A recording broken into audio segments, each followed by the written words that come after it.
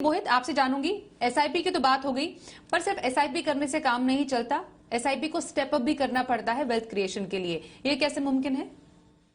जी स्वाति, जैसा कि आपने पहले बताया, जैसा कहा जाता है कि early bird catches the worm. तो कंपाउंडिंग में सबसे बड़ी जो बात होती है वो ये है कि आपका जो आगाज है वही डिटरमिन करता है कि आपका अंजाम क्या होगा।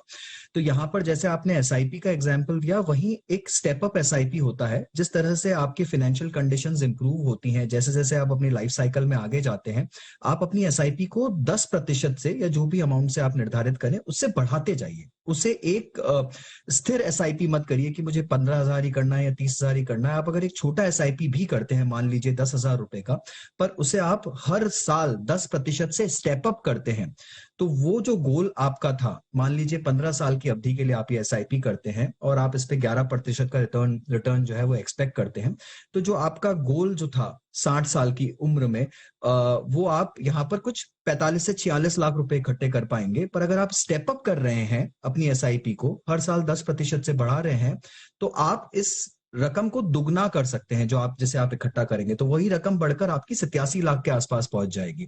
तो जो स्टेप अप एसआईपी होता है वो दिखने में, सोचने में, समझने में बहुत आसान है। आपको एक छोटी मात्रा में अपनी जो जमा पूंजी है उसे धीरे धीरे बढ़ाना है और एक फिक्स्ड माइंडसेट से नहीं चलना है। आपको बहुत ही फ्लेक्सिबल होना है कि हर साल मैं अपनी इंक्रीमेंट्स को एसआईपी में डालूंगा और उसे बढ़ाता रहूंगा। तो ये एक जादुई चमत्कार के रूप में काम करती है आपके पोर्टफोलियो में, और यहाँ पर कंपाउंडिंग का इफेक्ट और भी ज्यादा देखने को 10% मिलता का है। स्टेप अप, बिल्कुल।